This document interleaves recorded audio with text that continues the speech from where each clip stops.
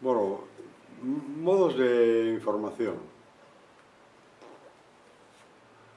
¿Qué leíamos, aparte de libros? Que yo era un devorador de libros. Pues aparte de libros, leía la revista Triunfo.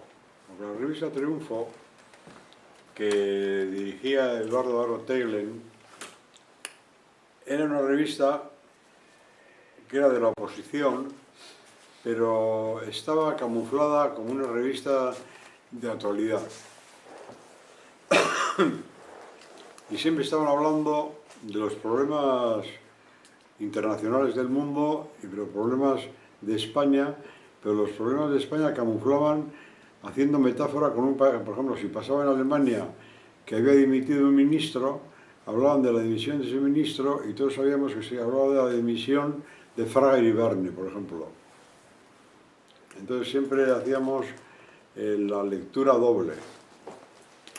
Y a mí la revista Triunfo me formó bastante, sobre todo los editoriales de Aro Teglen.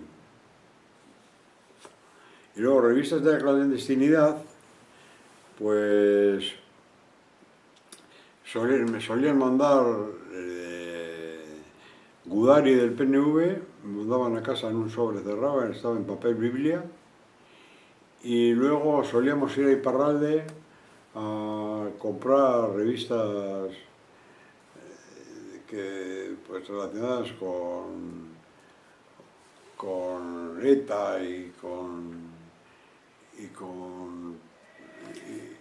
cultura y así.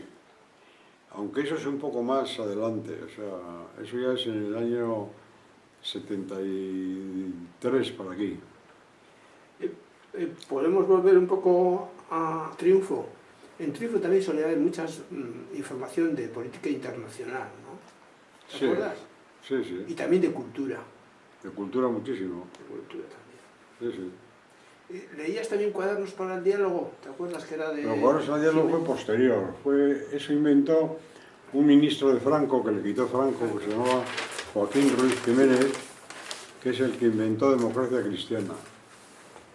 Y Cuadernos para el Diálogo leía yo, pero para mí era más farragosa y más filosófica y menos encarnada en los acontecimientos.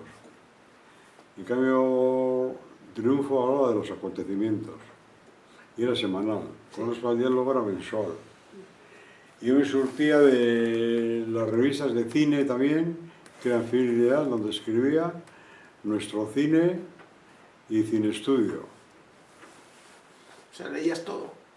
Sí.